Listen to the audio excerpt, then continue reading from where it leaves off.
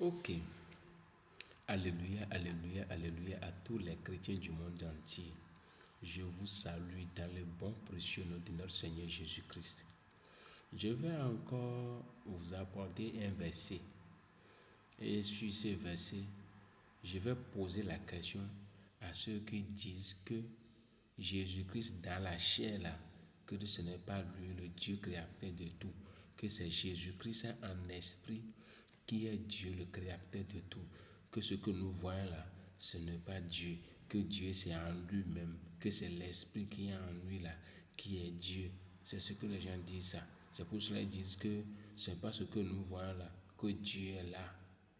Quand je pose la question, pourquoi ils veulent comparer ce qui est invisible et ce qui n'est pas visible?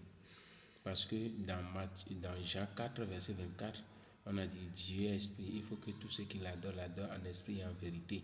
Maintenant, on veut comparer celui qui est esprit maintenant par rapport à ce que nous voyons. Vous savez pourquoi il ne se démontre pas comme ça?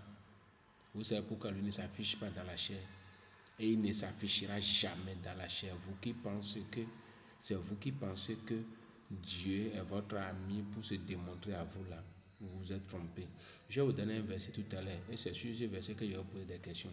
Alors dans la Bible, lisons Luc 23 du verset 46.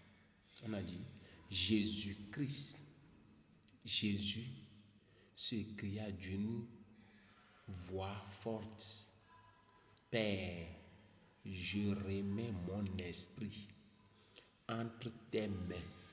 Et en disant ces paroles, il expira. Ceux qui disent que Jésus-Christ, que ce n'est pas lui qu'on a tué là, que c'est son esprit là qui est lui. Je vais vous poser quelques questions. Quand il dit mon esprit là, cela veut dire quoi? Et quand il dit Père là, c'est quel esprit qui parle? Et quand il dit je te remets mon esprit là, il donne cet esprit là à qui? Il dit Père, je te remets mon esprit. Mais comment se fait-il que lui a son esprit et il remet ça à quelqu'un d'autre? Vous me comprenez? Il remet l'esprit à qui? Mais pourquoi il dit que c'est son esprit? Donc ça veut dire lui aussi a son esprit à part.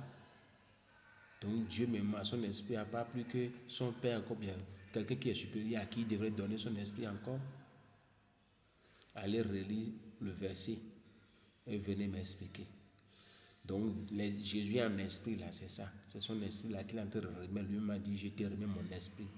Que l'esprit de révélation nous enseigne. Merci beaucoup.